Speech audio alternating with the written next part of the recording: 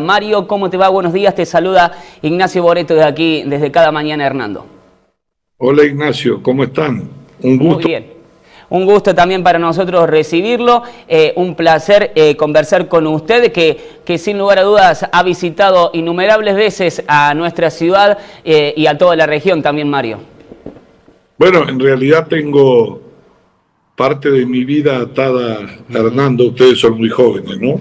Pero ahí sobreviví a un accidente Sí. muy grande hace muchos años, cuando tenía 33 años en la fiesta del maní.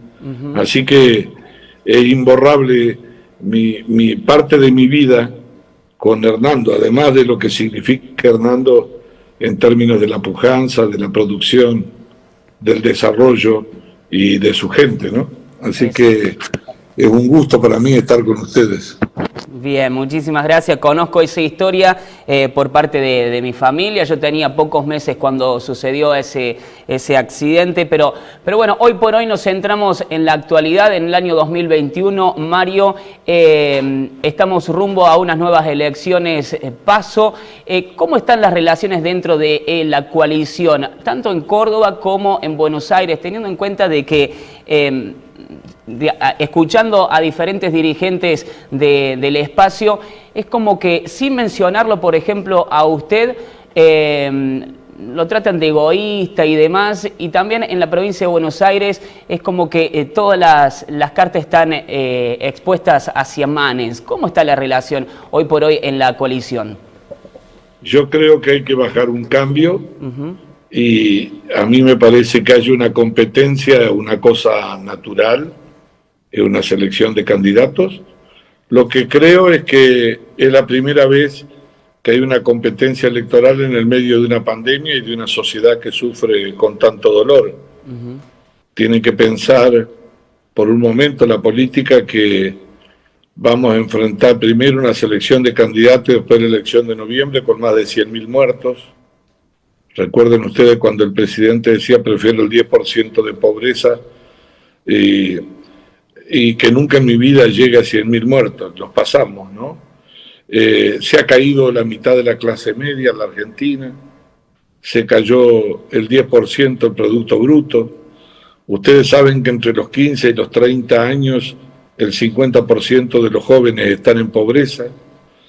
Un país a donde cada día hay menos salario y más subsidio, donde la presión impositiva atenta contra el trabajo y el esfuerzo y a donde el kirchnerismo cree que la Argentina puede volver a vivir como los años 70 y con concentración de poder, con atropello a la justicia, sin divisiones de poder y sin respeto al federalismo.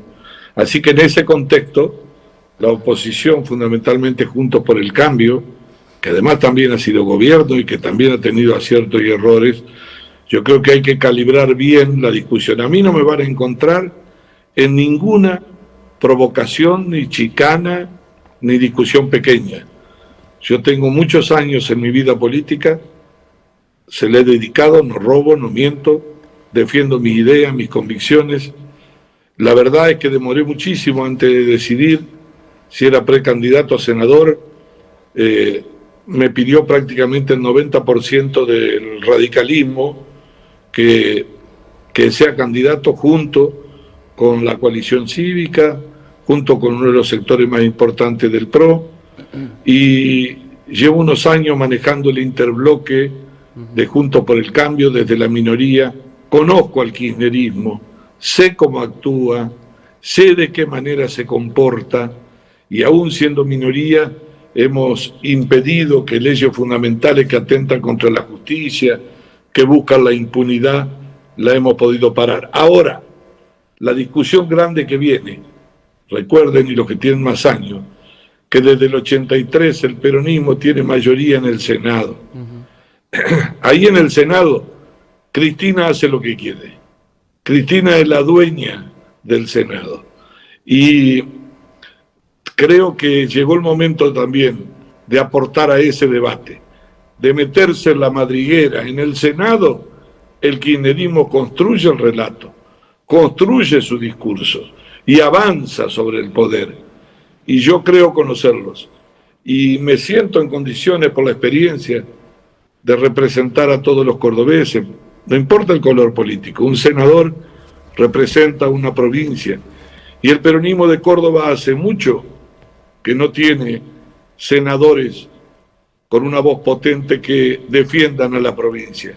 No los tiene porque el peronismo además está mal económicamente, el senador arregla con el kirchnerismo, es del kirchnerismo, y yo creo, y ustedes lo saben mejor que nadie, que Córdoba, siendo una de las zonas productivas más grandes, ha pagado precios muy altos con el atropello.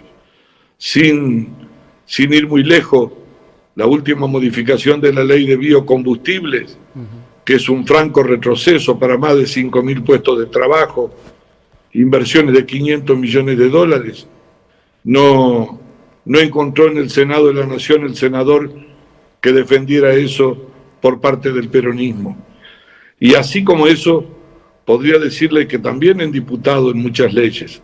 Así que conozco la provincia, quiero defender sus intereses, poner equilibrio de poder, aportar mi experiencia y, por supuesto, no voy a caer en el ridículo de discusiones pequeñas. Si la oposición, una cosa es competir, pero si la oposición se divide y no advierte cuál es el verdadero adversario, mi adversario no está en Juntos por el Cambio.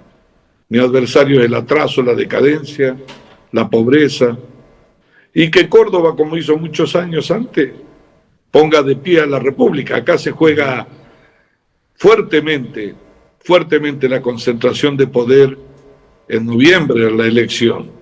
Y nosotros tenemos que tener, los cordobeses, una señal contundente que no acompañamos esa Argentina de subsidios nada más, en muchos casos innecesarios, y que no apuesta a la producción y el trabajo, que es la que el kirchnerismo lleva adelante. Mario, ¿cómo se derrota a ese adversario que usted mencionó, que es la decadencia, el retraso y demás de la Argentina? Miren, hay problemas de la Argentina que tienen más de 70 años, obviamente, y que nos tocan a todos y a todos nos han hecho goles, como la inflación. Pero hoy estamos con una inflación interanual que supera el 50%. Yo cuando veo que los diputados del peronismo de Córdoba terminaron acompañando la ley de emergencia que significó la reformulación del cálculo jubilatorio y los jubilados perdieron el 10%. Una pandemia debe ser la peor manejada de la historia con la cuarentena, ¿no? La que pasamos después de 2 años. No solo 50% de pobres, sino que además del 50% de pobres, 20.000 pymes se cerraron en la Argentina. 2.000 empresas multinacionales se fueron por pérdida de confianza. Hay 3,5 millones de nuevos pobres y 1,5 millones de nuevos indigentes. Tuvimos 2 años cerradas las escuelas. Y de pronto, ahora que vinieron las elecciones, se abrieron todas las escuelas. Tuvimos 1 año y medio discutiendo ideología en vez de traer vacunas de todo el mundo, solamente porque al kirchnerismo se le ocurría que había que negociar con 2 empresas. Y ahí están 11 millones de vacunas acumuladas. Ahora hay lluvia de vacunas en buena hora, pero estamos con 5 millones de la segunda dosis que faltan. Miren lo que nos pasa en Córdoba ahora, con este contagio que entró de Delta, si no hay que cuidarse. Creo que ha sido un desastre el gobierno, la ministra Bisotti ni hablar, y después un gobierno que cambió las prioridades.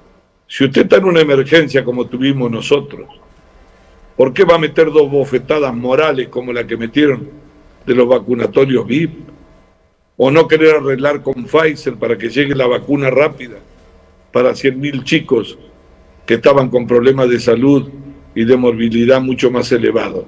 Entonces, estamos frente a un gobierno sin rumbo, estamos en un barco que busca un puerto pero no se sabe cuál es, que en el mundo nos estamos cayendo del mapa porque la economía del conocimiento crece, la ciencia, la tecnología, estamos en la 4ª revolución industrial, hay que ponerle valor agregado a la economía. Ustedes saben que desde el 2011 que nosotros no crecemos, pero la verdad es que ahora Cuando ellos hablan de crecimiento es que está rebotando después de la recesión la economía, pero de cualquier manera estamos muy caídos y con un proceso inflacionario que repite los errores del kirchnerismo. La gente que tiene un negocio ahí en Hernando, o los productores, saben lo que significa. Te pisan el tipo de cambio, obviamente, te congelan todas las tarifas y después se hace una bomba, como pasó antes. Meten una política de subsidio sin discriminación. Después sacaron el IFE y el ATP, obviamente, para cambiarlo por un sistema que es lo más engorroso que hay en el medio de la crisis.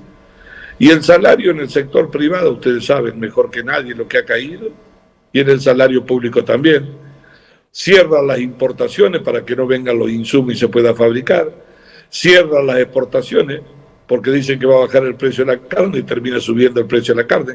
Una receta vieja para una Argentina vieja que se va a perder si no tenemos un punto de inflexión. Pero acá lo que se juega en esta elección es que el kirchnerismo no se quede con todo, que no se sientan dueños de la historia, que no se sientan dueños del país.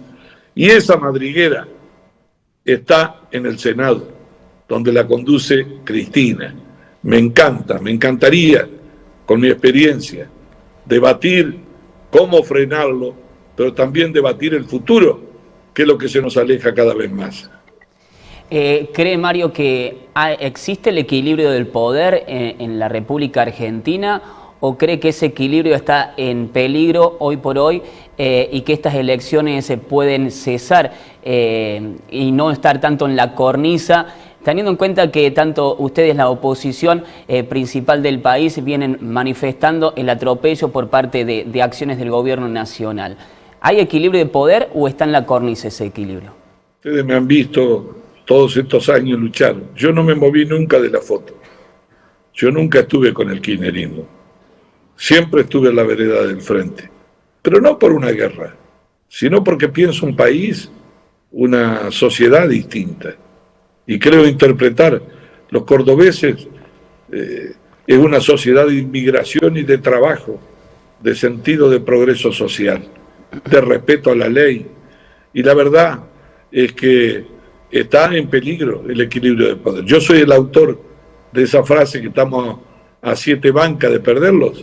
Bueno, no a 7, pero a 10 en diputados. 3 lo consiguen en cualquier lado. Entonces, cuando en Juntos por el Cambio se pelean mucho, creo que se equivocan. No hay que mirar el 2023, hay que mirar ahora el 2011. Cristina busca impunidad. El gobierno quiso la reforma judicial y lo paramos. Quiso ir contra la propiedad privada y lo paramos, por la gente y por la oposición. Quiso ir por Vicentín y lo paramos. Pero tienen estacionado varios proyectos de ley que significa un franco retroceso, que el mundo pierda confianza, que tenga incertidumbre, que aumente la inseguridad, el narcotráfico, como lo vemos permanentemente. Entonces, se juega mucho. Para pensar en el 2023, lo que tenemos que hacer es frenar ahora, en estos pasos, y en noviembre del 2011. Ustedes me conocen a mí en el pueblo. No importa el color político, yo respeto a todos. Me conocen. Yo no estoy para peleas, chicos. Yo soy un deudor de la democracia y de mi partido, del radicalismo y, por supuesto, de quienes me acompañan en Juntos por el Cambio. He sido y soy quizá una de las más fuertes que más retumba en el Congreso de la Nación. Y lo hago respetando las ideas de todos. Y pretendo que en esta oportunidad, con la experiencia y con lo que uno sabe, nos acompañen. No me van a ver responder ningún agravio. No me van a ver a mí discutir sobre cosas que no corresponden. Y la verdad es que podría no haber sido yo precandidato. Podría no haber sido. Soy presidente del Interbloque, pero también el radicalismo de Córdoba me pidió que lo hacía. Y hubiese querido una lista donde esté todo el radicalismo junto, porque también hemos tenido errores. Yo he sido parte de una crisis que tuvimos hace un año y no quiero que se vuelva a repetir. Quiero devolver toda mi fuerza y mi voluntad para eso. Así que le pido a ese pedazo de mi vida que es Hernando y la zona y la región que nos acompañen. Hay un futuro posible, pero hay que evitar que se caiga la Argentina del mapa. Resulta que se pasó la época de las filminas. Anoche estaba viendo un informe que habrán visto ustedes. Ahora cada 1.000.000 de habitantes somos primero, top 10 en el país de mayor contagio que hemos tenido, mayor cantidad de muertos, cada 1.000.000 de habitantes. ¿Se acuerdan cuando el presidente decía, bueno, si estuviera Macri habría 10.000 muertos? Fíjese dónde llegamos. Equivale esto a 160 Malvinas más, prácticamente. Lo llevaremos sobre la espalda toda la sociedad. Nadie preveía esto y no se dejó ayudar tampoco. Y esperemos, porque sabemos que la pandemia va a durar mucho tiempo, que se dejen ayudar. Porque además eso significa también menos trabajo. Se cierran los negocios, lo saben ahí en Hernando. Lo que significa perder la ilusión. Se cerraron miles y miles de negocios, familias enteras que tuvieron que quedar afuera por una mala política sanitaria que no estuvo ni siquiera coordinada. Así que, a pesar de nuestros errores y por supuesto corrigiendo los que haya que corregir, quiero que tengan la tranquilidad. Me conocen a mí hace años. Cuando me dicen, bueno, pero hace mucho que está así, sí, yo soy abogado. Hace muchos años. Me corre, por la sangre me corre el compromiso con la política y con la democracia.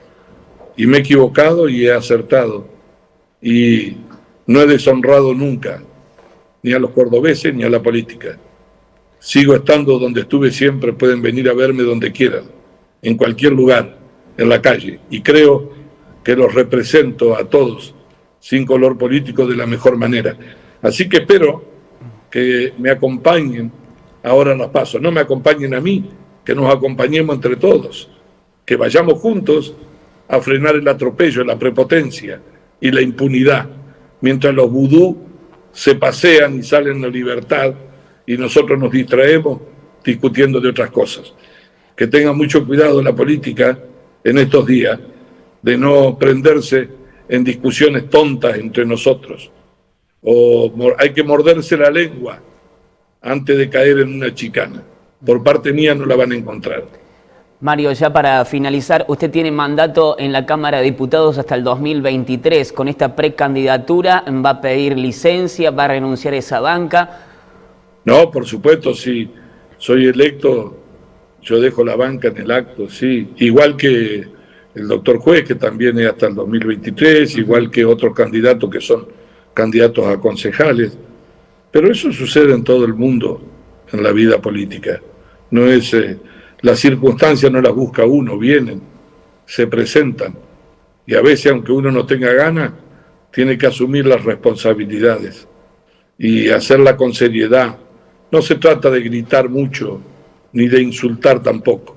A veces a la gente le gusta que al kirchnerismo lo insulten. Yo no lo insulto.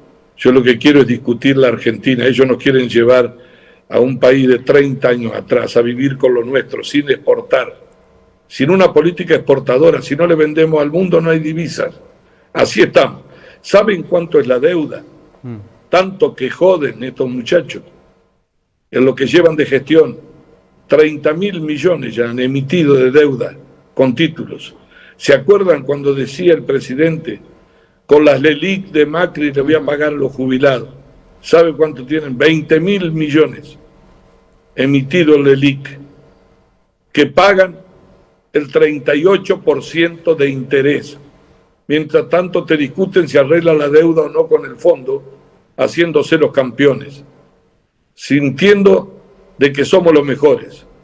Y como si fuese poco, tirando la honra de políticas como la de derechos humanos, que tanto le costó a la Argentina mantener en democracia. Ahí dan vuelta con Venezuela, con dictadores como los de Nicaragua, o el canciller que dice, bueno, en Venezuela los derechos humanos se han violado un poquito menos. La verdad es que la Argentina no merece haber retrocedido tanto. Hemos visto hace 24 horas. Yo estuve en Formosa. Yo sé lo que hacía Infran. Ustedes saben lo que fue. Encarcelada la gente. Ahora, para alargar la campaña, se hizo un acto con 5.000 personas. Y nosotros habíamos ido a denunciarlo internacionalmente. Sí. Si no hay ejemplaridad, si desde arriba usted no demuestra al país, en el medio de la crisis, de la pandemia, la incertidumbre y la desconfianza, cómo hay que comportarse, es difícil que la gente se comporte de otra manera. Para eso se es gobierno. No solo hay que ser, hay que parecer.